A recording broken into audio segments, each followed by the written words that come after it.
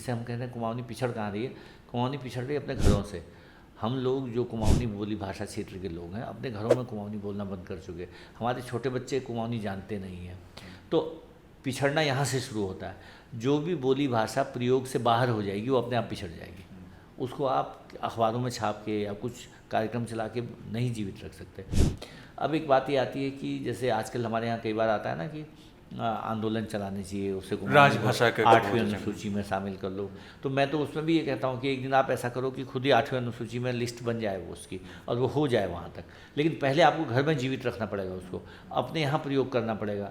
अपने यहाँ जैसे मैं अभी ये देखता हूँ, मैं हल्द्वानी से लेके गाँव तक जाता हूँ तो मैं बहुत लोगों को देखता हूँ कि वो कुमाऊनी गढ़वाली बोलने के बजाय ख़राब तरीके से हिंदी या अंग्रेजी बोलने का ही अभ्यास करेंगे। भले ही लग रहा है, टोन आ रहा है उनका, घर का उच्चारण भी दिखाई दे रहा है, स्थानीयता का प्रभाव भी उसमें, मुझे उसमें कोई कमी नहीं लगती। मैंने तो कुमाऊनी में, हम तो अभी भी जब भी कभी जिन लोगों से पारिवारिक तौर पर जुड़े हुए हैं सीधे कुमाऊनी में शिफ्ट हो जाते हैं बोलते हुए। अब जैसे मैं दिन भर यहाँ होता हूँ कार्यालय में, मुझसे अगर 100 लोग मिलेंगे, हम दिन भर 100 लोगों से मिलेंगे तो कोई 2-4 लोग होंगे जो कुमाऊनी में बातचीत करेंगे। तो ये परसेंटेज है। तो पिछड़ने के लिए हम लोगों का जो निजी प्रयोग है वो जो जिम्मेदार है, जिस दिन वो बढ़ जाएगा अपने आप बढ़ जाएगा। आप इसके पीछे किस तरीके के कारण देखते हैं? क्या ये किसी प्रकार की हीनता की भावना लोगों के अंदर है या इस तरीके का? इसमें जैसे एक बहस इस तरीके की छिड़ती है ना कि जैसे जो ओपन लर्निंग के नए या फिर डिस्टेंस लर्निंग से कहीं पर को नए कोर्स शुरू हुए हैं, क्या ये उसी तरीके की क्वालिटी प्रोवाइड कराते हैं जिस तरीके के एक रेगुलर कोर्स कहीं पर को प्रोवाइड कराता है? जैसे मैं आपकी बात से समझा कि अगर मैं कुमाऊं यूनिवर्सिटी से किसी कॉलेज से बीएससी की डिग्री ले रहा हूँ तो मैं उसके साथ ये भी कर सकता हूँ कि ओपन यूनिवर्सिटी में बीए की डिग्री साथ साथ ले लूँ। उदाहरण के साथ समझा सकते हैं कि किस तरीके। कहीं ऐसा हुआ है कि पिछले कुछ सालों में या फिर अगर हम 90 के दशक के बाद की बात करें तो हमारी जो हायर एजुकेशन ने हमारे अंदर एक एरोगेंस के अलावा शायद रोजगार के विकल्प कम कर दिए हैं। जस्ट कि अगर मैं 10वीं पास था, मेरे पास बहुत सारे नौकरी के विकल्प थे जिसमें शारीरिक श्रम की नौकरियां भी मेरे पास थी। फिर मैं 12वीं में गया तो वो कम हुआ, फिर कॉलेज गया तो मेरे पास ये विकल्प कम होते गए क्योंकि वो शैक्षिक एक एरोगेंस मेरे पास आ रही है डिग्री वाली हो। क्या ऐसा कुछ भी आप कहीं देखते हैं? लेकिन जब दूरस्थ शिक्षा हम कह रहे हैं इसका मतलब आप प्रवेश तो ले लेते हैं, उसके बाद आपको हमारी कक्षा में नियमित आना जरूरी नहीं है। आपको कठिनाई है तो हम लोग सलाहकार के तौर पर संबंधित संस्थाओं में लोगों को डेजिग्नेट करते हैं और वो लोग अपनी कक्षाओं में आपकी इच्छा अनुसार, आपकी आवश्यकता अनुसार आपको बताते हैं। जैसे माना मैंने कोई कक्षा रखी है अपने विषय की और आज आपको समय है, आप रुचि है और आप जानना चाहते हैं तो आप आ जाएं, आप सलाह ले लें। आपको ज़रूरत नहीं है तो कक्षा में आने की आवश्यकता नहीं है।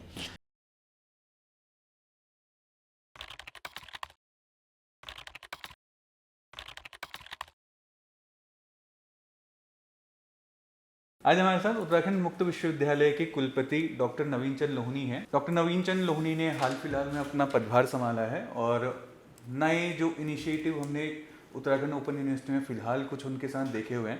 इसके अलावा हमने पिछले कुछ समय से एक चीज़ ये देखी है कि पहाड़ में बच्चे सर्टिफिकेट कोर्स या डिप्लोमा कोर्स करते हैं और उसके बाद नौकरियों के लिए इस तरीके से जाते हैं और शायद करियर में एक पॉइंट पे पहुंचने के बाद उनको ये रियलाइजेशन होता है कि हमारे पास एक डिग्री होती तो शायद वो बेहतर होता।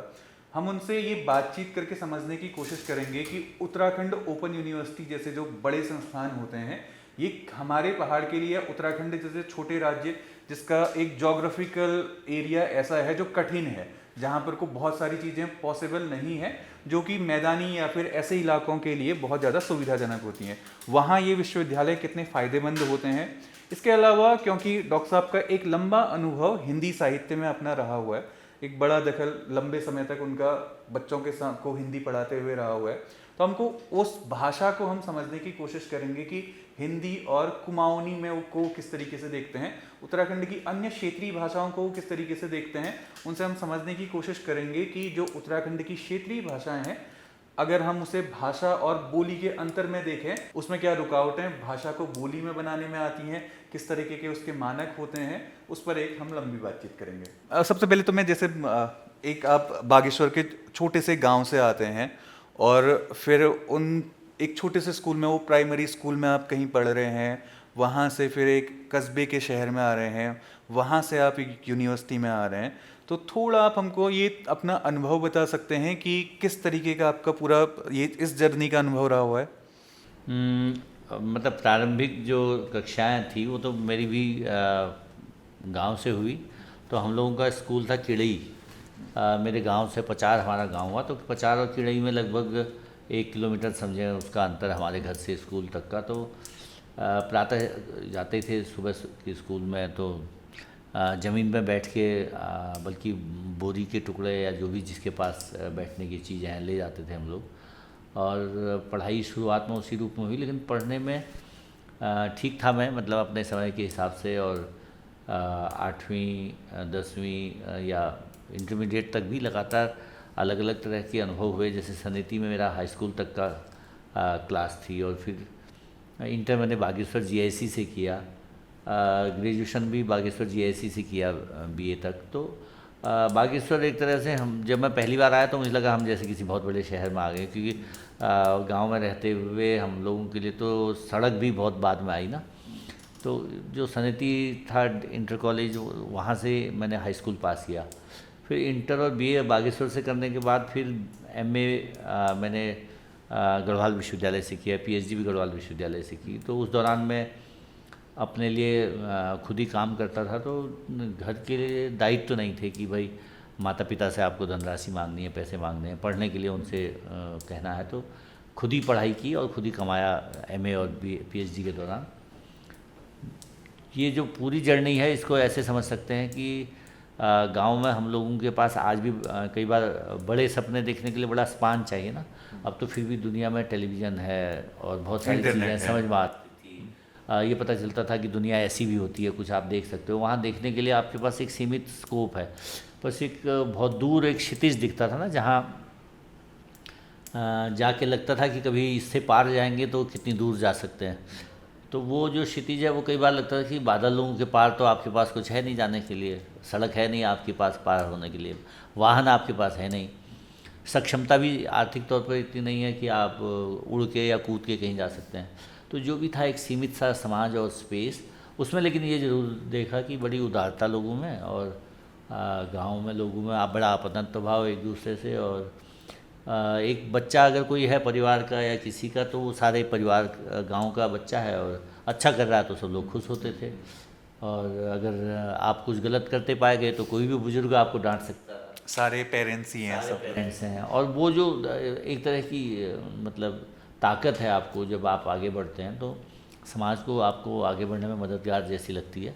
तो मेरे लिए तो ये बहुत अच्छा अनुभव है कि हम लोग उत्तराखंड के एक गाँव से था मैं, और अब तक जहाँ जहाँ जा पाया बाद के हिस्से में पढ़ाई करने में या नौकरी करने में या देश विदेश में, तो वो ताकत उत्तराखंड से ही है। अब जैसे अगर मैं इस चीज़ को समझना चाहूँ ना कि जिस कठिन भूगोल में हम लोग रहते हैं, या फिर जिन जगहों पर को हम लोग रहते हैं, वहाँ पर को फिर जब शिक्षा का एक किस तरीके का स्ट्रगल होता है, अगर मैं उसे समझना चाहूँ कि इसमें कितना अंतर आप देखते हो, क्योंकि एक जगह है आप स्टूडेंट हैं और अब एक संस्थान ऐसा है जो उन जहाँ बच्चे आकर पढ़ रहे हैं, तो आप इसमें कितना अंतर देख रहे हैं दोनों समय पे? नहीं, पहले की पढ़ाई या पहले का तरीका चूँकि गुरु शिष्य पर आधारित था, टीचर है क्लास में और बच्चा है, किताब है बीच में। अब हम पे बहुत सारे माध्यम हैं जिनसे हम सीखते हैं। उस समय हम लोगों के पास ये था कि अगर जैसे मुझे ध्यान है कि जब हम लोग छठी में आए तो तब अंग्रेज़ी की किताब बदली थी, तो जब हम हाई स्कूल तक पहुँचे तो हर साल किताब बदल जाती थी। जब तक हम तक पहुँचती थी साल पूरा होने वाला हो जाता था। अभी मैं आज के लिए सुनता हूँ कि उत्तराखंड ओपन यूनिवर्सिटी के कई बच्चे जब तक वो एग्ज़ाम देते हैं हमारी किताब तक पहुँच पाती है। तो मैं मिला रहा था एक बार में कि देखो ये जो कठिनाइयाँ थी वो उस समय उस तरह की थी, आज कुछ अलग है। तो हमने पहला जो काम किया यहाँ पर अभी, जो पहले से हमारे विश्वविद्यालय वालों ने तय किया हुआ था कि इस साल जो भी बच्चा एडमिशन ले रहा है, जैसे ही वो एडमिशन लेगा, जैसे ही वो फॉर्म सबमिट करेगा, उसको हमारी किताब मिल जाएगी ऑनलाइन। तो अब किताब कठिनाई नहीं रही, पाठ्यक्रम कठिनाई नहीं रहा, क्योंकि इंटरनेट पर इस तरह की सामग्री बहुत है। जो हमारा विषय शीर्षक है, अगर आपको हमारी किताब देर से भी मिलेगी तो कहीं से आप पढ़ लेंगे। अच्छा, वो ऑनलाइन PDF उसको उसी समय मिल जाए? जी जी। मैं इसलिए भी कह रहा हूँ कि जैसे माना मैं कोई भी पाठ्यक्रम पढ़ा रहा हूँ तो उससे संबंधित बहुत सारे लिटरेचर नेट पर मौजूद है। और आप बहुत सारे वीडियो सुन सकते हैं, बहुत सारे ऑडियो सुन सकते हैं, काफ़ी अखबारों और पत्रिकाओं की कटिंग्स आपको मिलेंगी, बहुत सारे लेख मिलेंगे जिनसे आप जान पाते हैं। हमारे ज़माने में जो हमारा समय था उस समय या तो किताब थी या नहीं थी, और किताब भी वो थी कि गुरुजी समझाएंगे तब आपको समझ में आएगी, क्योंकि बहुत सारा विज्ञान तो उससे पहले हम तक आया नहीं है, उसको बाकी कहीं से कोई ट्रांसलेट करने वाला नहीं है। और गाँव की अगर स्थिति समझें तो बहुत कम लोग जिनको उस धारा में जानकारी है, या वो जो हैं तो वो पहले ही गाँव से निकल चुके हैं। तो गांव इस मामले में एक कठिन जगह थी। और अब मैं महसूस करता हूँ, जैसे हमारा हल्द्वानी में ही हमारा सेंटर है, और हमारा पूरे उत्तराखंड राज्य में 100 अब तो 32-33 सेंटर हो गए जहाँ हम लोग शैक्षणिक कार्य कर रहे हैं। तो वहाँ भी जो हमारे सलाहकार हैं वो भी शिक्षा दे सकते हैं। हमारा रेडियो माध्यम है, वहाँ से भी बहुत सारी सूचनाएं जाती हैं, ऑडियो वीडियो से बहुत सारी सूचनाएं जा रही हैं। तो पहले और अब के दौर में ये परिवर्तन तो आ गया कि अब अगर आप में हुनर होना चाहिए कि आप चीज़ों को सीखने के लिए कोशिश करें, सूचनाएं आप तक आ जाएंगी। हाँ, डिस्टेंस वाला एक ये दूरी कम हो गई है कहीं उस तरीके का। अच्छा, अगर जैसे मैं इन परिस्थितियों में, क्योंकि अभी भी जैसे हम लोग बात कर रहे थे, शायद प्रॉब्लम एक ये प्रॉब्लम तो है ही कि बच्चों के पास एजुकेशन का पहुंचना थोड़ा सा मुश्किल है, जिस तरीके का एक मैदानी इलाके में या फिर अन्य ऐसे शहरों में कहीं पर को आसान है। तो ऐसे में उत्तराखंड ओपन यूनिवर्सिटी जैसे संस्थान जो हम कहते हैं कि रेगुलर लर्निंग से अलग लर्निंग दिलाते हैं, ये किस तरीके का अपनी भूमिका निभाते हैं? नहीं, देखिए, दूरस्थ शिक्षा आई ही इसलिए कि हर व्यक्ति क्लास में नहीं जा सकता। उसके बहुत सारे कारण थे, या तो वो आर्थिक तौर पर सक्षम नहीं है, कई बार वो शारीरिक तौर पर सक्षम नहीं होगा, कई बार उसको व्यवसाय करना है अपने माता पिता का, उसलिए कभी वो खेत में मजदूरी कर रहा है या खेती कर रहा है इसलिए, या कई बार उसको व्यवसाय या नौकरी में ऐसी जगह चला गया जहाँ से क्लास में जाना मुश्किल है। और बहुत तरह के जो बंधन थे उनको, उम्र का बंधन या कक्षा का बंधन, वो दोनों तोड़ दिए दूरस्थ शिक्षा ने। और दुनिया भर में जो इस तरह के शैक्षणिक प्रणाली आई, जैसे भारत में इग्नू आ गया सन 84 के आसपास, तो वहाँ से ये चीज़ें हम लोग देख पाते हैं कि एक आमूलचूल परिवर्तन हो गया कि शिक्षक, जैसे हम पहले कहते थे गुरुजी और शिक्षक, वो हो गए सलाहकार, कंसल्टेंट। हम लोग मैंने जब पहली बार सुना कि इग्नू में जो अध्यापक हो उसे कंसल्टेंट कहते हैं, तो मेरा भ्रम टूटा कि अच्छा, ये तो बहुत बड़ा पवित्र सा शब्द था, गुरुजी और शिक्षक, वो अचानक सलाहकार मात्र हो गया। तो ये जो सलाह है, वो सलाह यही है कि जानते हम हैं कि आपके पास कोर्स का डिज़ाइन है, पाठ्यक्रम आपके पास है, पढ़ समझ आप और उनसे भी सकते हैं। जहाँ हमारी ज़रूरत है या शिक्षा में शिक्षक की ज़रूरत है, भूमिका है जो, वो कंटेंट को समझाने की है, समझने की है, तो वो सलाहकार के तौर पर वो उसको समझाता है। हमारे यहाँ जो शिक्षण केंद्र हैं उनमें हम लोग ऑनलाइन ऑफलाइन शिक्षा के जो जितने भी तरीके, जैसे लाइब्रेरी है तो या किताब है तो आप ऑफलाइन पढ़ रहे हैं, लेकिन ऑनलाइन में भी इतना मीडियम अब चला गया, विजुअल मीडियम भी चला गया, विजुअल, कि आप वहाँ से भी सीख सकते हैं, तो सीख पाते हैं। बल्कि मैंने तो बहुत सारे लोगों को देखा जो केवल इस रूप में सक्षम हो गए पढ़ने लिखने में कि उन्होंने किसी दूरस्थ शिक्षा के हिस्से में जुड़ करके पढ़ाई कर ली। आज के दिन बहुत सारे लोग MNCs में, मल्टीनेशनल कंपनी में बड़े जॉब में हैं। मैं थोड़ा सा आपको ये, क्योंकि बार बार एक शब्द दूरस्थ शिक्षा जिसको हम लोग आ रहे हैं, तो क्या आप थोड़ा सा ये समझा सकते हैं कि ये जो हम जिसे दूरस्थ शिक्षा कह रहे हैं और एक रेगुलर एजुकेशन जो होता है, ये दोनों में किस तरीके का अंतर होता है? रेगुलर एजुकेशन जो कक्षा आधारित शिक्षण है, उसमें यह है कि विद्यार्थी का एडमिशन होता है, वो महाविद्यालय या स्कूल में जाता है, पढ़ता है, और नियमित कक्षाएं होती हैं। एक नियम ये भी है कि 75% तक अटेंडेंस भी हो, अध्यापक उनको प्रैक्टिकल कराए उस तरीके से नियमित तौर पर, और जो महाविद्यालय में अतिरिक्त गतिविधियां होती हैं उनमें भी वो जुड़े। लेकिन जब दूरस्थ शिक्षा हम कह रहे हैं, इसका मतलब आप प्रवेश तो ले लेते हैं, उसके बाद आपको हमारी कक्षा में नियमित आना जरूरी नहीं है। आपको कठिनाई है तो हम लोग सलाहकार के तौर पर संबंधित संस्थाओं में लोगों को डेजिग्नेट करते हैं, और वो लोग अपनी कक्षाओं में आपकी इच्छा अनुसार, आपकी आवश्यकता अनुसार आपको बताते हैं। जैसे माना मैंने कोई कक्षा रखी है अपने विषय की, और आज आपको समय है, आप रुचि है और आप जानना चाहते हैं, तो आप आ जाए, आप सलाह ले लें। आपको ज़रूरत नहीं है तो कक्षा में आने की आवश्यकता नहीं है। लेकिन हम कुछ जो प्रैक्टिकल या लैब बेस्ड क्लासेज हैं वो करते हैं अभी भी, या कुछ जैसे अभी संगीत का हमारा हो रहा था, योग की कक्षा हो रही थी, या फिर BSc वगैरह के BSc के, हाँ, लैब पर आधारित है, उन सबको हम लैब में कराते हैं, या प्रयोगशालाओं के अलावा वर्कशॉप्स कराते हैं ताकि बच्चा उसको और सक्षम तरीके से सीखे। अभी इन दिनों हमारे योग के शिविर चल रहे थे जिसमें हमारे हल्द्वानी केंद्र में और देहरादून केंद्र में जो भी बच्चे थे वो प्रैक्टिकल कक्षाएं ले रहे थे। ऐसे ही संगीत की कक्षाएं थी या अन्य विषयों की कक्षाएं। इसका मतलब है बिल्कुल शून्य नहीं है कि एकदम छूट गया है, लेकिन सलाहकार के तौर पर शिक्षक की भूमिका हमेशा मौजूद है। और इसके अलावा प्रैक्टिकल या प्रायोगिक हिस्से में या एक तरह से इंटर्नशिप तक जाते जाते तक हम लोग चाहते हैं बच्चा खाली केवल कागज़ों में न पढ़े बल्कि वो प्रैक्टिकल अनुभव भी करे। जैसे अगर मैं इसको समझना चाहूँ कि एक बच्चा जो रेगुलर कोर्स से अपना लेट्स से कि बीए की डिग्री लेता है और दूसरा बच्चा है वो अपना किसी दूरस्थ शिक्षा संस्थान से या ओपन यूनिवर्सिटी जैसे या फिर जो हम डिस्टेंस लर्निंग जिसको हम लोग कह रहे हैं इससे एक कोर्स ले अपनी डिग्री लेता है, क्या इन दोनों की डिग्री में किसी तरीके का अंतर है? ये एक हमें समझना है। ये पहले दिमाग में लोगों के आता था, जैसे आप सुनते होंगे, मैंने सुना है अपने समय में, अरे ये तो रेगुलर है, ये प्राइवेट है। तो जो जिसे प्राइवेट कहते थे लोग कभी कभी आज उसी तरह से कभी कभी कहते थे अच्छा ये तो ओपन यूनिवर्सिटी का है, ये उससे अलग है। ये उससे अलग है। नहीं, लेकिन नहीं, ये प्राइवेट वाला जो पहले होता था उससे ये अलग है। हाँ, उत्तराखंड में जैसे, लेकिन कई जगह भी प्राइवेट चल रहा है। लेकिन जो ओपन यूनिवर्सिटी के कोर्सेज थे अब भी लोग कहते हैं अच्छा ये तो रेगुलर है, ये ओपन यूनिवर्सिटी से है। तो ये जो अंतर है बोलने में है, समझने में है। जैसे आप ये कह सकते हैं ऑनलाइन क्लासेज हैं, ऑफलाइन क्लासेज हैं, शिक्षक वहाँ भी है, टीचर वहाँ भी है, विद्यार्थी वहाँ भी है, एक सामने बैठा हुआ है, एक दूर बैठा हुआ है। लेकिन जो उपाधियों का जहाँ तक संबंध है, आपको इस समय अगर आप चेक करेंगे तो दुनिया भर के जितने बड़े विश्वविद्यालय हैं अधिकांश में कोई न कोई ई सिस्टम से क्लासेज हो रही हैं। मतलब पढ़ाने का क्रम वो नहीं रहा जो पहले होता था। और पहले गुरु शिष्य सामने बैठते थे तब होती थी क्लास, अब वो नहीं रहा और वो दुनिया भर में कहीं नहीं हो रहा है। और अब तो हमारी एनईपी में बाकायदा कह दिया गया है कि एक 30% तक आप ऑनलाइन माध्यमों से या मूक्स के माध्यम से या इन्फ्लिपनेट की जो कक्षाएं हैं उनके माध्यम से भी क्लास पढ़ाएं या उसके कोर्सेज को करवाएं। एड ऑन कोर्सेज हो जाएं, वो स्किल के कोर्सेज हो जाएंगे, वो वोकेशनल या व्यावसायिक शिक्षा के कोर्सेज हो जाएंगे।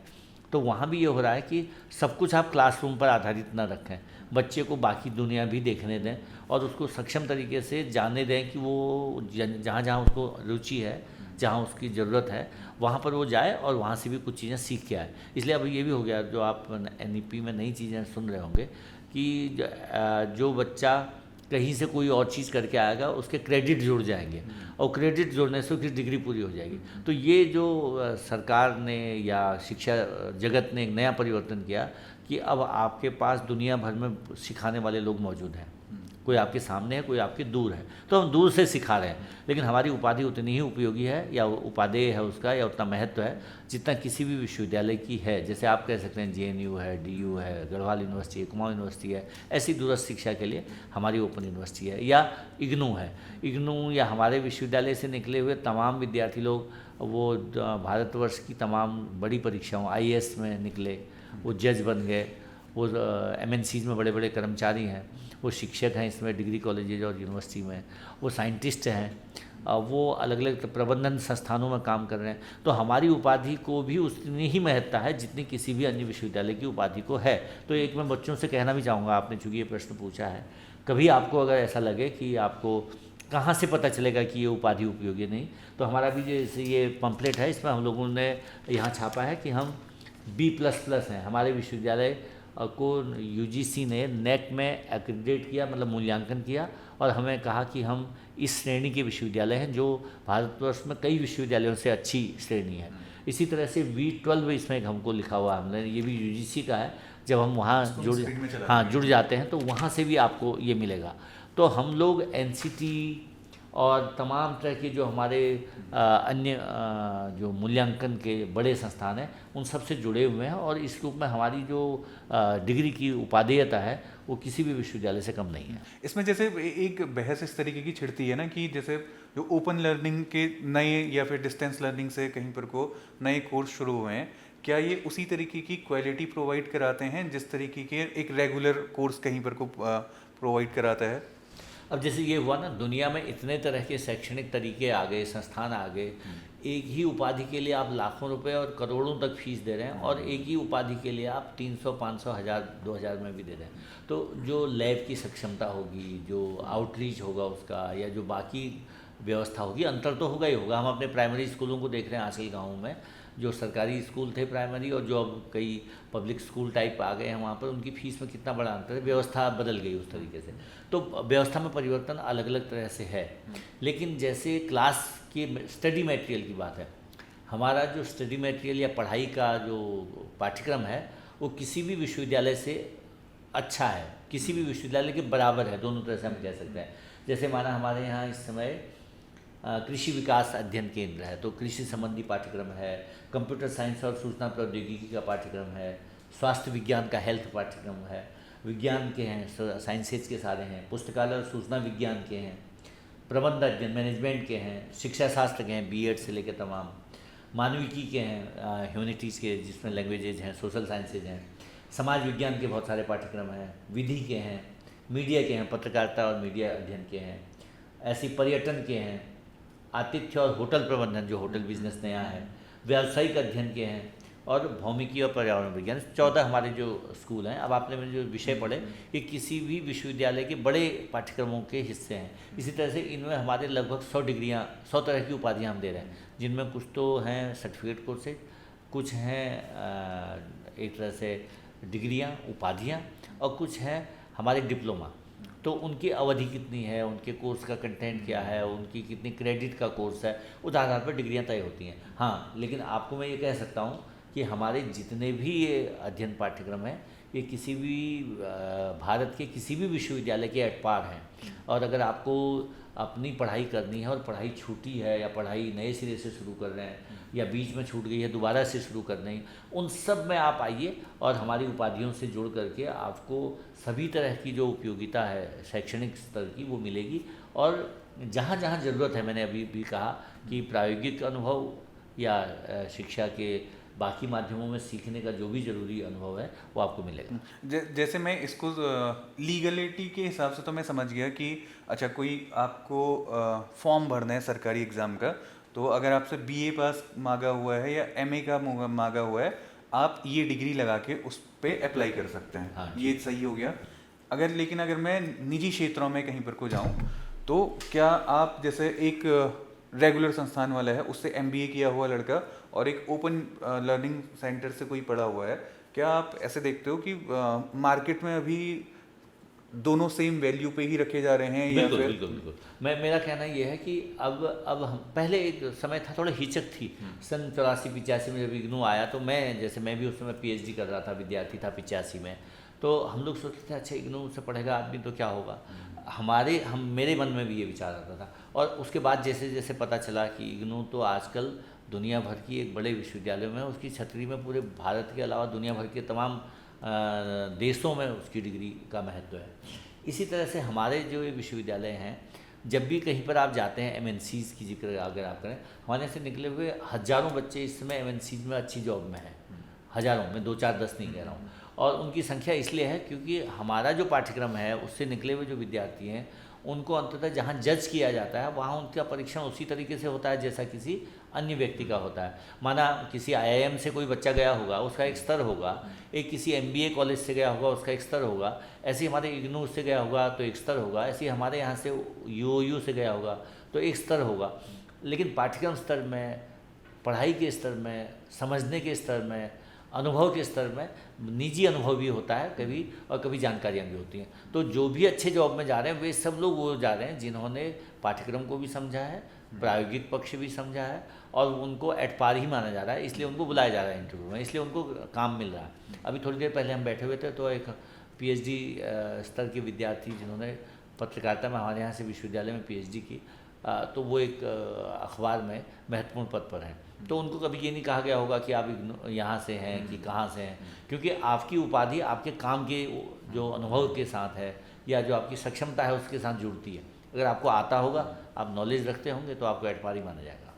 तो जैसे लेकिन एक मार्केट में इस तरीके का, जैसे आप कह रहे हो कि हम लोग, जब मैं पढ़ता था इग्नू के बारे में हम लोग सोचते थे कि अच्छा इग्नू से पढ़ने वाला कैसा होता होगा, तो बाजार में एक तरीके का भाव तो ये है कि ओपन यूनिवर्सिटी से पढ़ा हुआ ये लड़का है।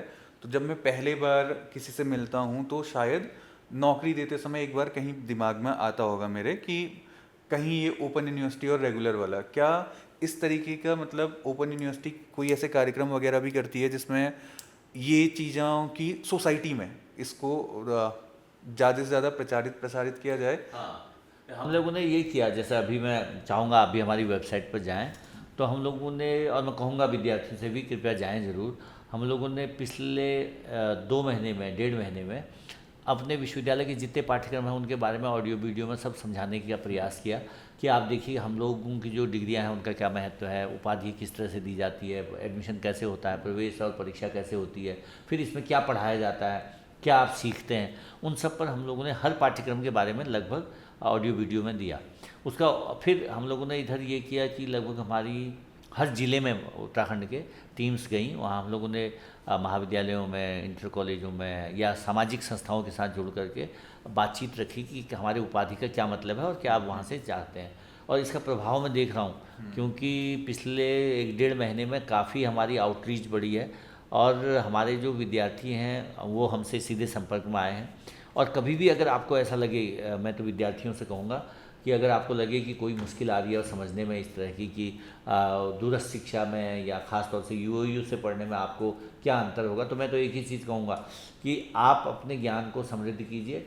कभी भी एक ही किताब से पढ़ करके कोई बहुत ज़्यादा नॉलेज नहीं रखता। हाँ, आप जब किसी पाठ्यक्रम में जुड़ते हैं तो उससे जुड़ा हुआ जितना साहित्य है, अधिकतम साहित्य आप पढ़ें, अपने को समृद्ध करें। जो जैसे कोई रेगुलर विद्यार्थी भी होता है तो वो क्लास में पढ़ाई से काम नहीं चलता उसका, उसे घर में भी पढ़ना पड़ता है, उसे अन्य लोगों से भी समझना पड़ता है। बल्कि आजकल तो हम देखते हैं इंटर कॉलेज तक भी और हाई स्कूल तक भी, और उससे छोटी कक्षाओं में पब्लिक स्कूल में मोटी फीस दे रहे हैं, साथ में शाम को ट्यूशन पढ़ रहे हैं। तो उन लोगों तक ने उसको, जो जिसको हम रेगुलर बहुत कह रहे हैं, वो रेगुलर को रेगुलर रहने नहीं दिया लोगों ने। और माता पिता का विश्वास या विद्यार्थी का विश्वास भी ये हो गया कि स्कूल में जो पढ़ाई हो रही है वो तो ठीक है, लेकिन घर में पढ़ना पड़ेगा, अलग से पढ़ना पड़ेगा, ट्यूशन लेनी पड़ेगी। तो हम कह रहे हैं वो सारा पक्ष जो आपका है वो है, लेकिन हमारे जो पाठ्यक्रम हो एट पार हैं, उनसे आपको ली गई शिक्षा से कोई भी सक्षम उपाधि मिलने के बाद एट पार माना जाएगा और नौकरियां या काम मिलेगा। जी। अगर मैं इसको जैसे इस पूरे कोर्स को, ओपन यूनिवर्सिटी के उसको उत्तराखंड के लिहाज से समझना चाहूँ कि जैसी हमारी ज्योग्राफी है जिसमें ऐसा पॉसिबल नहीं है कि हर जगह पर को एक प्रोफेसर का पहुंचाना या फिर उस तरीके की एक डिग्री कॉलेज खोल के, जैसा कि हम देखते भी हैं कि अगर जिसको हम रेगुलर उस तरीके के कोर्सेज कहते हैं वहाँ पर को बिल्डिंग्स वगैरह हो जाती है, ह्यूमन रिसोर्स पहुँचाना कहीं पर को मुश्किल है, और वो क्योंकि खर्चीला भी है। ऐसे में उत्तराखंड मुक्त विश्वविद्यालय जैसे जो संस्थान है वो अपनी भूमिकाओं में आप कैसे देखते हो कि कितने फ़ायदेमंद वहाँ पर को हो रहे हैं, और इन फ्यूचर जिस तरीके का हमारा बनता जा चीज़ें हमारे यहाँ होते जा रही हैं उसमें ये कितना और फ़ायदेमंद रहेंगे? देखिए, 2 चीज़ें हैं कि हमारा जितना भी इंफ्रास्ट्रक्चर बन जाए, चाहे वो उत्तराखंड की बात है चाहे दुनिया में किसी भी देश में है, आपको अंततः अपनी पढ़ाई में तो खुद भी लगना ही पड़ता है, वो तो है ही है। लेकिन जो डिग्री कॉलेजेस खुले हैं, जो संस्थाओं में मानवीय, आपने कहा अभी, भूमिका है या अध्यापक की भूमिका, वो तो रहेगी। लेकिन दूरस्थ शिक्षा के हिस्से में जैसे उत्तराखंड में हम लोगों ने इस समय 135 करीब हमारे केंद्र होने जा रहे हैं। तो 135 केंद्र माने अगर आप प्रति जिला भी एक एवरेज निकालेंगे तो अच्छी खासी संख्या में हर ज़िले में हमारे शैक्षणिक केंद्र हैं, वहाँ आप एडमिशन ले सकते हैं, वहाँ आप क्लास ज्वाइन करने जा सकते हैं। अभी उत्तराखंड जो हमारा ये विश्वविद्यालय है यूओयू, इसके 8 हमारे क्षेत्रीय केंद्र हैं, जैसे देहरादून में है, रुड़की में है, पौड़ी में है, उत्तरकाशी में है, हल्द्वानी में है, रानीखेत में है, पिथौरागढ़ में है और कर्णप्रयाग में है। यहाँ हमारे रीजनल डायरेक्टर बैठते हैं, उनके साथ एडिशनल सहायक रीजनल डायरेक्टर बैठते हैं, उनका एक ऑफिस है, उनके साथ हमारा एक कार्यालय है, एक वहाँ पर पुस्तक वितरण और पुस्तक पहुँचाने की व्यवस्था है, और उनसे भी आप सीख सकते हैं। वे जो 8 केंद्र बताए मैंने, ये 8 केंद्र विश्वविद्यालय द्वारा स्थापित किए गए हैं, वहाँ पर हमारे लोग जो विश्वविद्यालय से नियुक्त हैं वो हैं। फिर उसके बाद हर जो हमारा शिक्षण केंद्र है वहाँ पर हमारा एक समन्वयक होते हैं, जो वहाँ पर जो भी विद्यार्थी एडमिशन लेता है उससे जुड़ी हुई सूचनाओं को देते हैं। फिर जब वहाँ पर वो जाते हैं तो उनको पुस्तकें, लाइब्रेरी, उससे संबंधित सहायता मिलती है। इसके बाद अगर उनको कक्षाओं की ज़रूरत है, अगर वो ये बताते हैं कि मैंने ये पाठ्यक्रम पढ़ा, मुझे समझना है, तो उनको सलाहकार के तौर पर शिक्षक भी उस भूमिका में मिलता है। तो अभी दूर दूर सोचने में ऐसा लग रहा है कि हम बहुत कहीं बैठे हुए हैं, नहीं, हम आपके बीच में हैं। हम आपके गांव के आसपास के किसी कॉलेज में हैं, हम आपके शहर के हो सकता है संस्थान में कई जगह पर हों। इसलिए आपको मैं बताऊं कि जैसे बड़े केंद्र हमारे हैं, माना हल्द्वानी में हमारा जो राजकीय महाविद्यालय है, उसमें 5,000 से अधिक बच्चे दूरस्थ शिक्षा के हैं। इसी तरह से देहरादून में हमारा एक केंद्र है गुरु राम राय, उसमें 5,000 से ज़्यादा बच्चे हमारे पढ़ रहे हैं। 5,000 में कोई 2, 4, 5, 10 नहीं बता रहा, किसी डिग्री कॉलेज में, किसी यूनिवर्सिटी में 5,000 बच्चे नहीं होते कई बार। तो हमारे एक एक संस्था में 5-5 हज़ार बच्चे तक आ रहे हैं। और इस वर्ष भी हमारा एडमिशन का काम चल रहा है। तो अभी हम लोग लगातार इस प्रयास में हैं कि जो बच्चे प्रवेश लेना चाहते हैं वो जुड़ें, क्योंकि आपको अंततः जो एक कंसेप्ट है कि सीधे अध्यापक से जुड़ने का, वो भी इसमें है। हम दूर से तो बात कर ही रहे हैं, लेकिन हम आपके नज़दीक आके भी उन केंद्रों के माध्यम से, उन शिक्षण केंद्रों के माध्यम से, उन समन्वयकों के माध्यम से, उन अध्यापकों के माध्यम से आपकी मदद में है। तो अगर आपको कभी ऐसा लगे कि आपने जो पढ़ाई की है वो समझने के लिए और कोई चाहिए, तो आप वहाँ जाएं। और उससे भी आगे मैं कहूँगा, अगर कभी फिर भी इसमें अगर आपको लगता है मुश्किल कुछ आ रही है, तो आप हमारे जो टोल फ्री नंबर हैं उनसे अपनी बात रख सकते हैं, हमारे ईमेल पर हमें बात कह सकते हैं अपनी। तो हम कोशिश क्या करेंगे, आपसे जुड़े हुए विषय से संबंधित लोगों को सूचित करेंगे, आपसे कनेक्ट करेंगे उनको। और ये मैं ज़रूर कहूँगा, अगर आपको कभी ऐसी कोई शिकायत हो तो पूरा अपना ईमेल, अपना फ़ोन नंबर, अपनी सूचनाएं सही लिख करके भेजिए, ताकि हम आपसे जुड़ सकें। अच्छा, अगर मैं जिस तरीके का नया समय आना है, आने वाले शायद चीज़ें बहुत सारा बदल जाएंगी टेक्नोलॉजी को लेकर आने वाले 10-15 सालों में, ऐसे में ये जो स्किल बेस्ड एजुकेशन जिसको हम कहते हैं वो बड़ा इम्पॉर्टेंट हो जाता है। तो उत्तराखंड मुक्त विश्वविद्यालय किस तरीके के ऐसे कोर्सेज करा रहा है जो शायद भविष्य के लिए बच्चों को तैयार करेगा? देखिए, स्किल कोर्स तो NEP जैसे राष्ट्रीय शिक्षा नीति 2020 में हमारे यहाँ घोषणा हुई कि हर कोर्स में आपको स्किल कोर्स लाने होंगे और इस तरह के वोकेशनल कोर्स लाने होंगे। उनके जो क्रेडिट हैं उससे आपकी डिग्री पूरी होगी। ये हमारे यहाँ भी हो रहा है। हमारी डिग्री में भी वो सारी चीज़ें हैं जहाँ आपको स्किल से हम जोड़ते हैं। जो जिसे आपने अभी रेगुलर कहा था, वहाँ भी ये कठिनाइयाँ थी, क्योंकि महाविद्यालयों के साथ जो भी स्किल कोर्स बनने हैं वो किसी न किसी एड ऑन कोर्स की तरह हमें दूसरी जगह से जोड़कर करने हैं।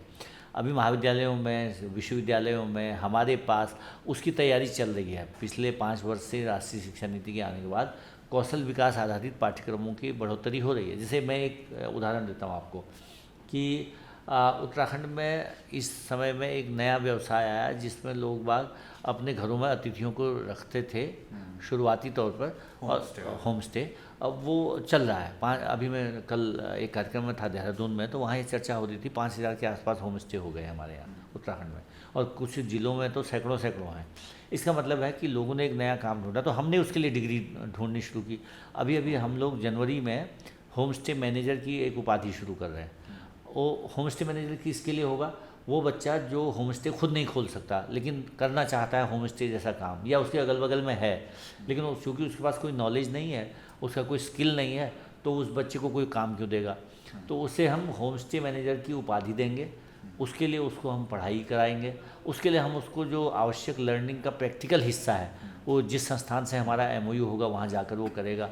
अगर वो उस संस्थान में जाकर प्रैक्टिकल सीख लेगा और इधर से उसकी उपाधि भी हो जाएगी, तो वो अपना व्यवसाय चलाना चाहे तो अपना चला सकता है। लेकिन अगर वो किसी अच्छे संस्थान में जहाँ होम स्टे मैनेजर की ज़रूरत है, कोई काम दे सकता है, अच्छे पैसे मिल सकते हैं, तो वहाँ जाके भी काम कर सकता है। ये मैंने एक उदाहरण दिया। ऐसे हम पर सैकड़ों उदाहरण हैं। कारण कि अब जो स्किल कोर्सेज हैं वो स्किल कोर्सेज कुछ तो हमारे मूक्स में आ रहे हैं जो सरकार द्वारा निर्धारित हैं, और कुछ हमारे इन्फ्लिपनेट जो UGC ने तय किए हैं वहाँ से आ रहे हैं। और हमारे पास जो पूरा एक भारत सरकार का मुफ्त का शैक्षणिक विषयों से जुड़ने का एक समूह है, उसमें आप कोई भी विद्यार्थी उनको जाकर के पढ़ सकता है। और जहाँ हमारे कोर्सेज होंगे, जैसे हमारे विश्वविद्यालय ने भी 14 मूक कोर्सेज बनाए हैं। उनका मतलब हुआ कि विद्यार्थी हमारे कोर्सेज हमारे भी लेता है और बाहर वालों को भी हम वो कोर्सेज देते हैं। अन्य विश्वविद्यालय के बच्चे हमारे कोर्सेज पढ़ेंगे मूक्स, और उनसे वो अपने को स्किल बेस में ले जाएंगे। मतलब एक ही समय पर को में दो जगहों से। और अभी नया ये भी आ गया है इधर कि आप किसी डिग्री कॉलेज में पढ़ रहे हैं, विश्वविद्यालय में पढ़ रहे हैं, आप PG में पढ़ रहे हैं, डिग्री में पढ़ रहे हैं, उसी समय में आप वहाँ की एक उपाधि ले सकते हैं, हमारी उपाधि भी ले सकते हैं। ये ड्वेल डिग्री जिसे कहा है UGC ने, वो ड्वेल डिग्री भी हमारे यहाँ मान्यता में है। तो मैं तो बच्चों से ये भी कहूँगा कि अगर आप कहीं ऐसी उपाधि ले रहे हैं जो आपके हम कहते हैं सामान्यतः उपाधियों के हिस्से में जो नियमित कक्षाओं की तरफ पढ़कर आप चला रहे हैं, तो कुछ कोर्स आप हमारे यहाँ से साथ साथ में कर सकते हैं। हो सकता है आपने इधर से डिग्री पूरी की और हमारे यहाँ से कोई स्किल कोर्स कर लिया या कोई वोकेशनल कोर्स कर लिया जो हम भविष्य में शुरू करने वाले हैं, तो उनसे जुड़ करके भी आप अपने को सक्षम कर सकते हैं और करना चाहिए। जैसे मैं आपकी बात से समझा कि अगर मैं कुमाऊं यूनिवर्सिटी से किसी कॉलेज से बीएससी की डिग्री ले रहा हूँ, तो मैं उसके साथ ये भी कर सकता हूँ कि ओपन यूनिवर्सिटी में बीए की डिग्री साथ साथ ले लूँ। उदाहरण के साथ समझा सकते हैं कि किस तरीके। हाँ हाँ हाँ हाँ। जैसे अभी मैंने एक मूक शब्द कहा था, तो मूक कोर्सेज हैं, मैसिव ओपन ऑनलाइन कोर्सेज, मतलब बहुत सारे ऐसे कोर्स जो ऑनलाइन आपको उपलब्ध हैं। आप ऑनलाइन से मतलब है, आप, मैं तो बच्चों से कहूँगा, आप बहुत सारे वीडियो ऑडियो सुनते हैं, तो आप मूक्स के इसमें जाएंगे तो वहाँ आपको नाम मिलेंगे बहुत सारे कोर्सेज। माना आप कोई फल उत्पादन करना चाहते हैं, माना आप कोई सब्जी उत्पादन करना चाहते हैं, माना आप कोई स्किल कपड़े सिलने का सीखना चाहते हैं, माना आप कोई और तरह का कोर्स करना चाहते हैं, तो आपको जो इस तरह के ऑनलाइन कोर्सेज हैं उनकी मदद लेनी चाहिए। अभी जैसे आपने कहा ना कि मैंने बीए किया, माना या बीए कर रहा हूँ एक जगह से, तो मेरे यहाँ से भी या उत्तराखंड ओपन यूनिवर्सिटी से भी आप उसी लेवल के कोर्स में ही उपाधि ले पाएंगे, क्योंकि पता चला अभी तो आप बीए हैं ही नहीं कहीं से, आप अचानक एमए में नहीं जा पाएंगे, लेकिन आप अगर बीए के लेवल में हैं तो आप उसी लेवल का कोर्स हमारे यहाँ से ले सकते हैं। मतलब मैं बीएससी और बीए दोनों साथ में ले सकता हाँ हाँ हाँ हाँ हाँ, मतलब उस लेवल में, मेरा मतलब दूसरा है कि उस लेवल में रहते हुए जो भी कोर्सेज आप करना चाहें, बीए बीएससी ही नहीं, मैंने तमाम तरह के कोर्सेज, मतलब ग्रेजुएशन लेवल पे मैं सारे ग्रेजुएशन के कोर्स कर सकता हूँ। रुचि है, जहाँ आपको अपना सक्षमता लगती है और जहाँ आपको लगता है कि आप इस उपाधि को पाने के बाद अच्छा व्यवसाय कर सकते हैं, बिल्कुल उन जगहों पर आप जा सकते हैं। जैसे मैं एक चीज़ आपसे ये समझना चाहूँगा कि आप लंबे समय से, क्योंकि शिक्षा के इस हायर एजुकेशन वाला क्षेत्र आप देख रहे हैं और आपने खुद भी वहाँ पहले प्रवेश लिया है, फिर उसके बाद आप उसी का पार्ट बने हुए हैं। आप जिस तरीके की जो हमारा हायर एजुकेशन है जिसमें स्किल पे बहुत ज़्यादा इम्पोर्टेंस नहीं दिया जाता था पहले, जैसे कि अगर मैं कहूँ कि बीए का कोर्स है उसमें हम कुछ चीज़ें पढ़ा रहे थे, क्या कहीं ऐसा हुआ है कि पिछले कुछ सालों में या फिर अगर हम 90 के दशक के बाद की बात करें तो हमारी जो हायर एजुकेशन ने हमारे अंदर एक एरोगेंस के अलावा शायद रोजगार के विकल्प कम कर दिए हैं। जस्ट कि अगर मैं 10वीं पास था, मेरे पास बहुत सारे नौकरी के विकल्प थे, जिसमें शारीरिक श्रम की नौकरियां भी मेरे पास थी। फिर मैं 12वीं में गया तो वो कम हुआ, फिर कॉलेज गया तो मेरे पास ये विकल्प कम होते गए, क्योंकि वो शैक्षिक एक एरोगेंस मेरे पास आ रही है डिग्री वाली हो। क्या ऐसा कुछ भी आप कहीं देखते हैं? देखिए, ये फिर उस बच्चे या उस परिवार या उसकी अपनी उस पर भी निर्भर करेगा, क्योंकि आज के दिन तो हम लोग ये देख रहे हैं पीएचडी डिग्री लेने के बाद भी लोग चपरासी की नौकरी अप्लाई कर रहे हैं। तो इसका मतलब क्या हुआ कि बेरोजगारी रही होगी तभी तो वो यहाँ तक गया। लेकिन एक दूसरा ये भी देखिए कि उसे ये भी असलियत पता होगी कि भले ही हूँ पीएचडी, लेकिन और काम जो मिल रहा है वो ले लूँ। इसका दूसरा मतलब ये भी है। तो ये एरोगेंस होगी, लेकिन मजबूरी और आवश्यकता और वस्तुस्थिति को जब हम जान जाते हैं तो हमें ये भी लगता है कि उपाधि अपनी जगह है, लेकिन काम चाहिए। और मैं भी कहूँगा बच्चों से कि कोई भी काम छोटा नहीं होता। जो आप काम ठीक से कर सकते हैं, अगर आपको अपने लिए, अपने परिवार के लिए या अपने जीवन से संबंधित ज़रूरी खर्चों के लिए कोई काम मिल रहा है और उससे अगर आपका काम चलता है, उसमें आपका आत्मसम्मान है, तो ज़रूर कीजिए। क्योंकि अगर आप आत्मनिर्भर होते हैं तो उसका बड़ा आत्मसम्मान है। और ये कोई होता नहीं कभी कि आप शारीरिक श्रम खो दें अगर आप कोई बड़ी डिग्री प्राप्त कर गए, तो उससे उसका एक अपना अलग आनंद है। तो ये जो उपाधियों को प्राप्त करने के बाद आने वाला एक जो गौरव है, वो गौरव होना चाहिए, लेकिन वो अहंकार ना हो, वो एक ऐसा भाव ना हो कि आप अपने को ही कमज़ोर कर लें और उसके बाद आप जो काम मिल रहा था, जो आप कुछ कर सकते थे, वो भी छूट जाए। जैसे अभी मैं इसमें ही कह रहा था ना कि आप कोर्सेज कर सकते हैं। माना ग्रेजुएशन आप कर रहे हैं तो आप फूड न्यूट्रिशन के कोर्स, मतलब खाने पीने संबंधित बहुत सारे कोर्सेज हैं। इलेक्ट्रॉनिक्स के बहुत सारे कोर्सेज अभी हम देख रहे हैं, नए नए काम आ रहे हैं, मोबाइल से जुड़े हुए, टेलीविज़न से जुड़े हुए, कंप्यूटर से जुड़े हुए हैं, कंप्यूटर से जुड़े हुए। ऐसी अगर आप ये सब जानते हैं और आप लेखक अच्छे हैं तो आप किसी अखबार के लिए लिख सकते हैं। या उसकी तरह जैसे रेडियो राइटिंग एक कोर्स है, इस समय सामुदायिक रेडियो तमाम तरह के काम आ रहे हैं। ओटीटी पर बहुत सारा काम आ रहा है, तो आप किसी टेलीविज़न सीरियल के लिए लिख सकते हैं। उस तरह की सक्षमता के कोर्स भी अब आ रहे हैं और साइंसेज के बहुत सारे कोर्स आ रहे हैं। तो ये ऑनलाइन भी हैं और कई बार इन कोर्सेज़ की उपयोगिता उन लैब बेस्ड या उन पाठ्यक्रमों जैसी ही है। तो इसलिए उस तरह की स्किल को बढ़ाना चाहिए। ऐसे दे सकता है कि एक डिग्री भी आपके पास है, क्योंकि इससे पहले राइटिंग का कुछ इस तरीके का नहीं है, तो लोग कहाँ जाएं, कोई बताने वाला उस तरीके का नहीं है, तो और ज़्यादा स्कोप उसका बढ़ता है, खुल जाता है उस तरीके कहीं पर। फिर भी मुख्य बात वही है कि अगर आपको लग रहा है कि ये काम मेरी रुचि का है, माना आप कर तो बीए रहे थे लेकिन आपकी रुचि थी वास्तुकला की, आप कर तो रहे थे बीएससी लेकिन आप संगीत करना चाहते थे, तो ये जो नया तरीका आया एनईपी का, इसने ये दरवाजे खोल दिए कि बीएससी उपाधि है लेकिन आप आर्ट्स के या संगीत के या कॉमर्स के या बाकी कोर्सेज भी ले सकते हैं साथ में। बल्कि जैसे आता था ना पहले कि अगर आप बीएससी करें तो यही विषय होंगे, अब पता चलेगा 2 मेन कोर्स हैं आपके, साथ में एक कोर्स आपने कला का कर लिया, आपने कॉमर्स का कर लिया, आपने किसी और तरह का कोर्स कर लिया, या माना आप पढ़ तो रहे हिंदी लेकिन आपने कंप्यूटर साइंस पर आती थी डाटा साइंस का एक कोर्स कर लिया। तो आप विद्यार्थी तो लिटरेचर के थे लेकिन साथ में आप कंप्यूटर सक्षम हो गए, तो आपकी क्वालिटी बढ़ गई, काम की आपकी उपयोगिता बढ़ गई, एरिया भी बढ़ गया, आपका डिमांड बढ़ गया, आपका डिमांड। जैसे अब अगर मैं इस बातचीत को इस ओर ले जाना चाहूँ कि एक लंबा अनुभव आपका हिंदी के साथ रहा हुआ है और लंबे समय तक आपने हिंदी को भी पढ़ा हुआ है, और अगर मैं उसको देखूं कि एक भाषा के साथ आपका एक लंबा अपना एक्सपीरियंस है, अगर इसी को अगर हिंदी के साथ अगर मैं इसको देखूं कि जो आपकी भी दुध बोली है कुमाऊनी, आप इसे किस तरीके से देखते हैं? मैंने शुरुआत में जब काम शुरू किया तो नजीबाबाद आकाशवाणी में मुझे 1986-87 से कुमाऊनी में कार्यक्रम देने का मौका मिला। और तब मैं एमए करने के बाद पीएचडी कर रहा था। आप ये सोचिए कि वो दौर ऐसा था कि उसमें जो पैसे मिलते थे उससे हमारा महीने भर का खर्च चल जाने लायक पैसे होते थे कई बार। हाँ, क्योंकि वो 3 महीने में एक ऑफ़र आता था, बाद में कुछ और काम मिल गया, फिर कुछ अखबारों के लिए लिखना शुरू किया मैंने। ये किस तरीके के प्रोग्राम होते थे? जैसे वार्ता के कार्यक्रम या आप खुद इंटरव्यू कर रहे हैं उस तरह के कार्यक्रम। कुमाऊनी में ही? कुमाऊनी में। फिर मैं हिंदी के प्रोग्राम करने लगा तो टेलीविज़न में भी किए, रेडियो में भी किए, अखबारों के लिए भी लिखा। तो एक दौर ऐसा भी था कि मैं यूनिवर्सिटी डिग्री कॉलेज में पढ़ा रहा था, लेकिन समानांतर मुझे हिंदी लेखन से या कुमाऊनी वार्ता से या इस तरह के कार्यक्रमों से तनख्वाह से अधिक पैसा वहाँ से मिलता था। वो मतलब मैं वो बताना चाह रहा हूँ कि ये भी क्षेत्र हो सकते हैं बशर्ते कि आपकी वो रुचि का हो। कुमाऊनी में तो मैंने तब से काम करना सीखा, बाद में मैंने जो हमारा लखनऊ में उत्तरायणी कार्यक्रम चलता था वो भी मैंने किया कुछ समय।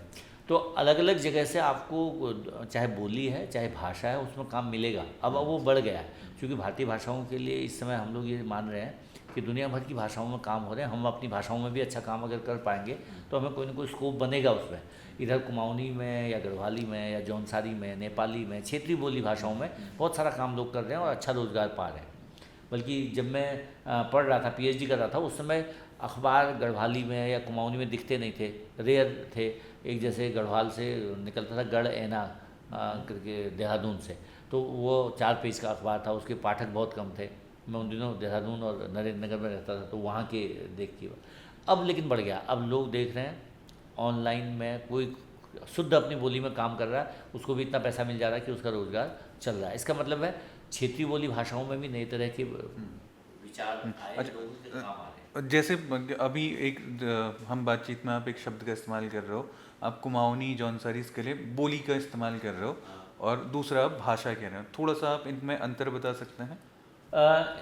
बोली और भाषा को एक तो पहले अंतर समझ लें, फिर मैं इस बात को कहूँ कि जैसे सामान्यतया बोली से मतलब ये हुआ कि क्षेत्र विशेष में बोली जाने वाली वो रूप किसी भी भाषा का जो अभी बहुत ज़्यादा व्याकरणिक तौर पर परिपक्व नहीं है। हाँ, परिवर्तनशील है, सक्षम नहीं है, उतना लिखने पढ़ने का काम उसमें उतना नहीं हो रहा है, या कहें कि उसमें बहुत सारी रचनाएं नहीं हो रही हैं, या वो किसी तरह की संपर्क भाषा तो है लेकिन अभी उसको लिखित रूप में उस तरह की चीज़ें नहीं हैं, साहित्य कम छपा है। ये बाद में वो धीरे धीरे हम लोग बल्कि जो भाषा वैज्ञानिक अध्ययन पढ़ते हैं तो उसमें हम एक क्रम और पढ़ते हैं विभाषा, कि जब बोली भाषा से आने के क्रम में धीरे धीरे उसमें लिखना पढ़ना, उसका व्याकरण रूप स्थिर हो जाए, उसके शब्दकोश बनने लग जाए, उस पर लोग अपनी बातें लिखने पढ़ने लगें, तो वो एक स्तर है। भाषा तक आते आते तो आप एक तरह से स्टैंडर्ड जिसे हम कहते हैं मानक भाषा बन जाता है, मानकीकरण हो जाता है आपका व्याकरणिक रूप स्थिर हो जाता है, आपकी किसी निश्चित शब्द का कोई निश्चित अर्थ होगा, ये स्थिति आ जाएगी, आपके भाषा के जो अनेक रूप हैं वो रूप विकसित हो जाएंगे। तो इस रूप में मैं समझता हूँ, जैसे कुमाऊनी या गढ़वाली को भी हम लोग आजकल भाषा बोल रहे हैं, और कई लोग बड़े उसमें ये भी कहते हैं कि नहीं हमें भाषा ही कहना चाहिए। मैं तो कहूँगा कि बोली और भाषा में जो भी अंतर है वो उसके प्रयोग स्तर पर है, उसके उपयोग स्तर पर है, उसके मान्यता के स्तर पर है। जैसे जैसे बोलियाँ बढ़ेंगी अपने आप भाषा के स्तर पर उनका सम्मान होने लग जाएगा। लेकिन जो हमारा काम है जैसे अभी कि हम बोली भाषाओं को इतना समृद्ध कर लें कि उनको राष्ट्रीय स्तर पर प्रयोग कर पाएँ, अंतर्राष्ट्रीय स्तर पर प्रयोग कर पाएँ, और एक दिन ये आ जाए कि ये जो बोली भाषाएं हैं, जैसे कभी हम लोग ये कहते थे ना तमिल दक्षिण भारत की भाषा है और हिंदी उत्तर भारत की भाषा है। आज तमिल पूरी दुनिया भर की भाषा है, क्योंकि तमिल भाषी पूरी दुनिया में रहते हैं और ऐसे हिंदी बोलने वाले दुनिया भर में रहते हैं। तो भाषाएं तो इस तरह से फैल रही हैं, और प्रयोग के स्तर से भी आप देखोगे तो कहीं पहले कोई सैकड़ों शब्दावलियों वाले चीज़ें लिखी जाती होंगी, वो लाखों पेज छप रहे हैं प्रतिदिन इंटरनेट पर। तो बोली भाषाओं का प्रयोग और उनका विस्तार इस तरह से बढ़ रहा है। जी, अब जैसे मैं इसको समझना चाहूँ कि आपने बोली किया, एक किसे हम बोली कहेंगे वो बताया, इसी इन पैमानों पे अगर मैं कुमाऊनी को लूँ और भाषा के भी आपने पैमाने बताए, तो कुमाऊनी कहाँ पीछे रह रही है? क्योंकि कुमाऊनी या फिर गढ़वाली या फिर उत्तराखंड की जो स्थानीय भाषाएं हैं, क्योंकि कुमाऊनी में साहित्य लिखा गया है, कुमाऊनी में अखबार भी छपे हैं। जैसे आप कह रहे हैं कि उत्तरायणी उस समय बहुत बड़ा कार्यक्रम था, नजीमाबाद से भी वहाँ पर वो कार्यक्रम हो रहे थे।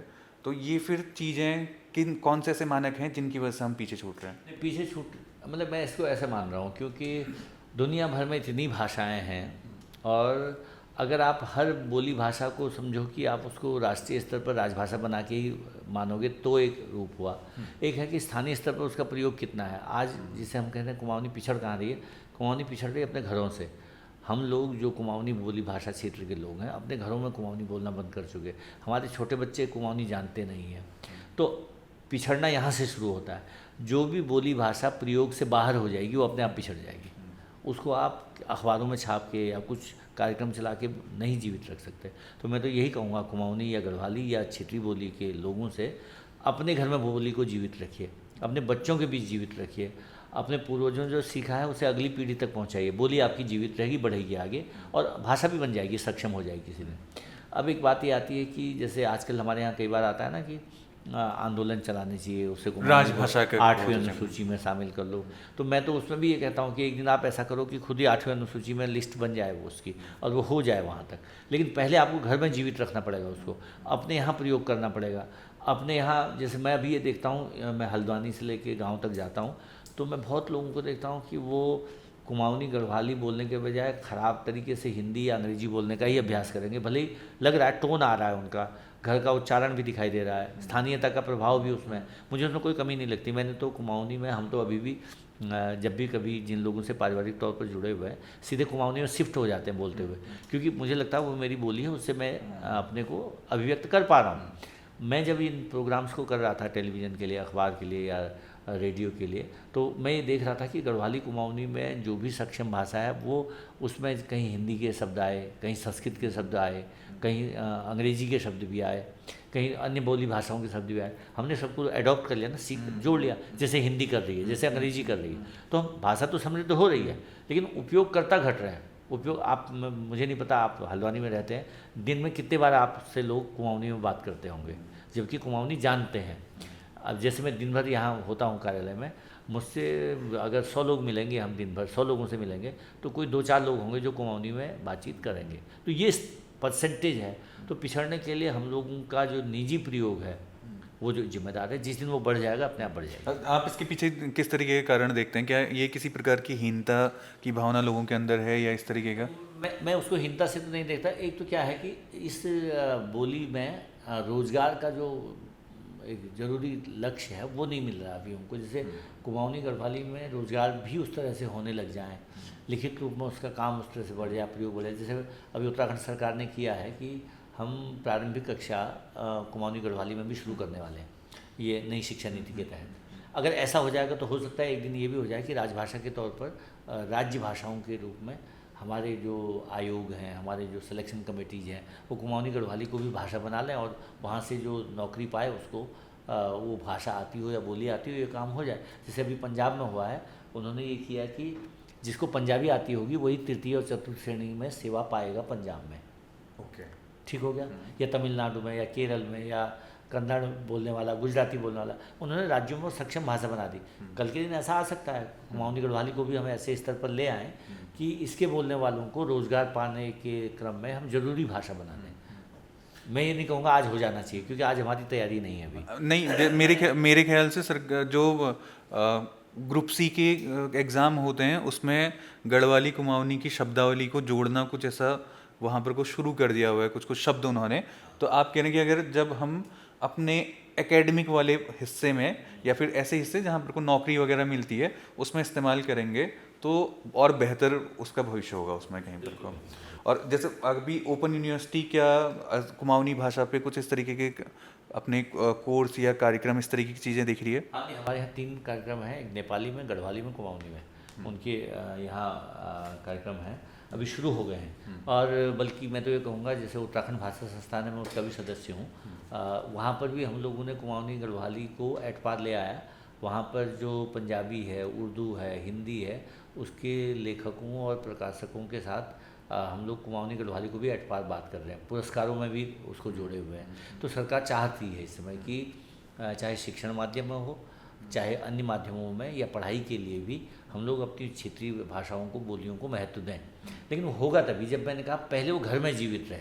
पहला काम घर में बचाना है उसको। घर में बच जाएगी, सब जगह बच जाएगी। मैं कुमाऊनी विश्वविद्यालय का जो हमारा अल्मोड़ा कैंपस है, उसमें हम लोगों ने कुमाऊनी में MA शुरू किया। मेरे ख्याल 10 साल पहले मैं उस बोर्ड का सदस्य था। कुमाऊनी भाषा का जो हमारा पाठ्यक्रम शुरू हुआ, लेकिन विद्यार्थी नहीं मिले। अब आपको अगर विद्यार्थी नहीं मिलते तो आप किसके लिए कोर्स चलाएंगे, है ना? तो वो पाठ्यक्रम उतना सहज तौर पर चल सकता था। उसके लिए हमने किताब, जो आपने बताया कि किताबें लिखी गई, सब कुछ है, लेकिन पढ़ने वाला भी तो चाहिए था। क्योंकि उसमें रोजगार नहीं है शायद, इसलिए नहीं पढ़। रोजगार की कमी है। और शून्य तो नहीं है, क्योंकि हमारा दुकानदार तो कुमाऊनी में बात करता ही है।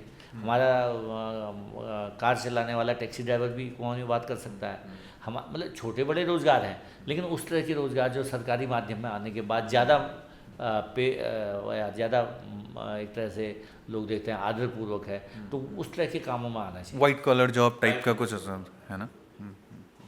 और जैसे अगर मैं ये जानना चाहूँ कि जैसे कुमाऊनी गढ़वाली में जो यहाँ कोर्सेज वगैरह इसमें चल रहे हैं, तो वहाँ आप लोगों का किस तरीके का जो उसका एक ऑब्जेक्टिव होगा ना कि अच्छा इसका उद्देश्य ये, इसका उद्देश्य ये। देखिए, 2 बातें हैं। भाषा सक्षम बनाना पहला उद्देश्य है कि विद्यार्थी जुड़े हमसे, हम उनके पाठ्यक्रमों से वो रुचि ले। फिर अगर वो इससे जुड़ेगा तो आगे के पाठ्यक्रम भी हमारे बनेंगे। हम लोग तो चाहते हैं भविष्य में हम उसमें BA MA की उपाधियाँ उन बोली भाषाओं तक ले आएँ, और वो सरकार का लक्ष्य भी है। सरकार का माने मेरा मतलब उत्तराखंड भाषा सरकार नहीं है, केंद्र सरकार का भी लक्ष्य है कि बोली भाषाओं में समृद्धि आए, उनमें जो पहले से चीज़ें लिखी गई हैं वो लोगों तक पहुँचें। तो टारगेट तो है सबका, लेकिन वो टारगेट तक पहुंचने का क्रम धीमे धीमे ही हो सकता है। आप अचानक किसी को सीधे मास्टर कोर्स नहीं दे सकते, पहले आपको प्राइमरी करना पड़ेगा। तो वहाँ की तैयारी हो जाए अच्छी, और प्राइमरी में अगर हम सक्षम हो गए तो हम आगे ले जा लेंगे। अच्छा, जैसे आप 10 साल पहले कुमाऊनी का कोर्स शुरू हुआ कह रहे हो कुमाऊं यूनिवर्सिटी में, 10 सालों में और अभी के समय आप यहाँ भी इस कोर्स को देख रहे हो, लोगों की रुचि में कितना अंतर देख रहे हो? नहीं, कठिनाई मैंने फिर वही कहा, क्योंकि पहली बात ये कि आप घर में नहीं बोल रहे हो तो आपको बाहर बोलने में संकट है। फिर आप कहीं और प्रयोग नहीं कर रहे हो तो अकेले परीक्षा ही पास करके क्या करने वाले हैं, ये एक दिमाग में आता है। फिर चूँकि आपको सीधे ये भी नहीं दिख रहा कि MA कुमाऊनी करके सीधे ये वाला रोज़गार मिलने वाला है, तो भी एक मुश्किल है। अब शायद आसान हो जाएगा। अब क्योंकि हम ये कह रहे हैं कुमाऊनी गढ़वाली हमारी राज्य भाषा की तरह काम करेंगी, इनके भी शिक्षकों को भर्ती किया जाएगा, इसमें भी रोज़गार मिलेगा, कुमाऊनी गढ़वाली में भी पढ़ाना ठीक रहेगा। तो अपने आप ही लोगों को जब लगेगा कल की रोज़गार भी है, तो अपने आप लोग फिर उस तरफ प्रेरित होंगे।